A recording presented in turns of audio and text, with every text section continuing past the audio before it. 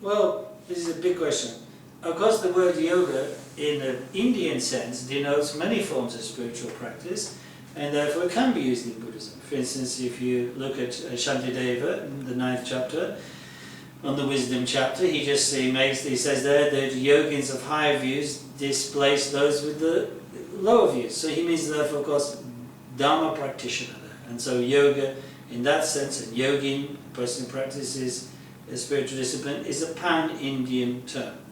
However, there are, of course, in India different systems of yoga, some of which have now come to the West. And there we must make discrimination between that which is authentically Buddhist and that which is not. So the first thing to say is that, as all the great Buddhist masters of the past pointed out, the yoga school of India, which is founded by Patanjali and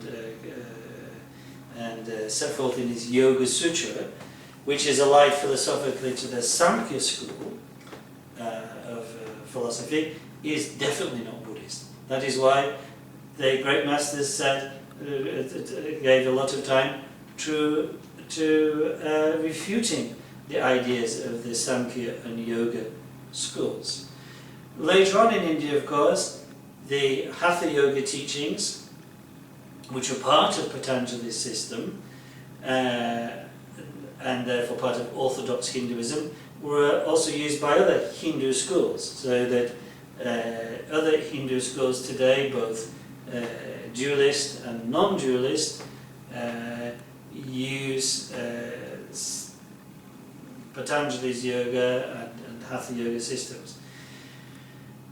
But that is also, of course, not Buddhist, because their yoga has been redefined in a different way from Sankhya, but to mean like union with the Absolute, which means, of course, Brahman or God.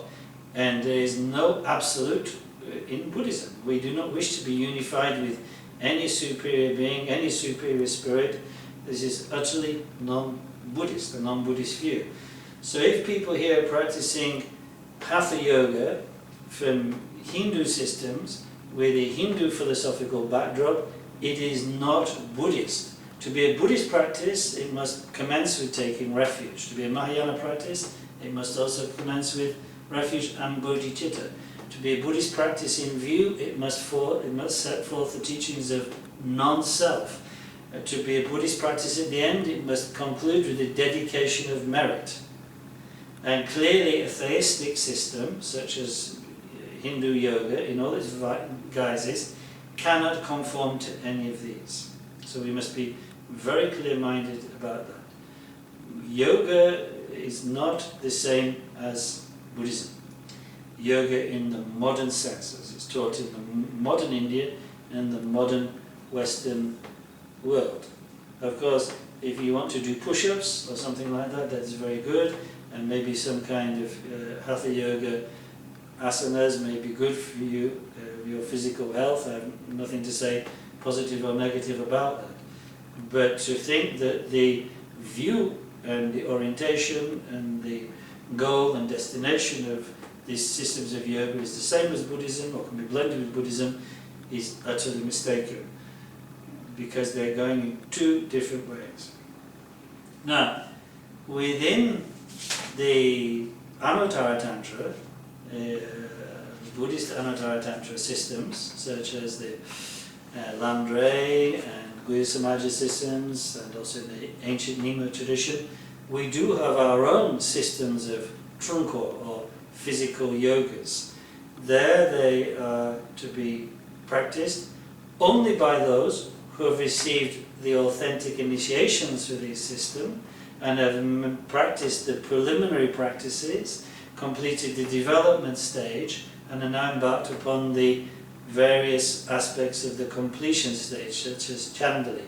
Their Hatha yoga, in its totally Buddhist context, which is very different, in fact, in terms of the activities, can be practiced. But it is only to be given to those who have received those authentic initiations and completed the necessary levels of training. This is how I myself received it from our Sakya masters. This is how we maintain it in Sakya, and I believe this is the best way to continue. I do realise that one or two Buddhist teachers with kindness and good compassion have kind of created very small systems of yogic exercise for their followers to help them kind of limber up for meditation. And as long as they've done this without disclosing any of the exclusively tantric aspects of these yogic exercises, then I suppose it is okay. But if there's any tantric teachings involved, of course it would be a violation of the 7th group downfall, which is to disclose the secrets to those who are not ripened by initiation. But there's these masters, ranging from the late great Karla Rinpoche to the modern American teacher Lama Das, are themselves, of course, authentic Buddhists. I'm sure they've not done this.